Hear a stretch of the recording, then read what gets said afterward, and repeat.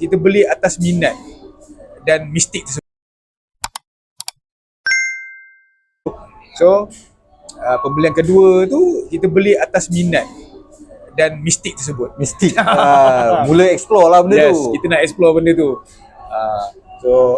Beli tu dengan modal 400 dan daripada situ terdetik idea nak cuba berniaga cincin batu bata. So bukan sebab minat sebenarnya.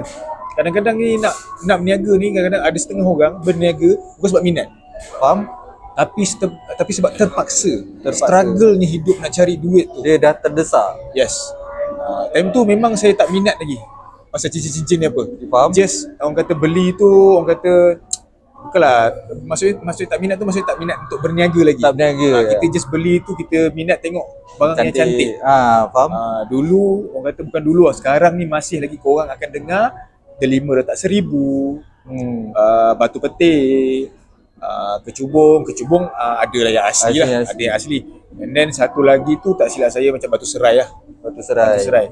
Which is memang ramai sangat orang jual dekat market sekarang ni. Orang kata mass production. Tak tahulah pokok serai mana lagi yang diorang tarik. Tak tahulah pokok serai mana lagi yang diorang tarik. Jadikan batu. Banyak sangat stok pokok serai. Orang kata apa, batu serai ni. Okay, so dulu ni daripada 4 biji ni saya pakai lah. Kita pakai dalam masa rasanya sebulan je kot rasanya. Lepas tu saya post iklan untuk 4 biji cincin ni dekat Mudah. Apa sebab post tu? Memang terdesak lah. Saya tu nak jual. lah. Yes, memang nak pakai duit time tu. Memang nak pakai duit lah. Ujung bulan orang kata lepas raya tu kan belikan kita beli kan time puasa tadi. Okay, lepas raya tu duit habis. Duit habis bos. Sunat tak nak kena tolak cincin tu.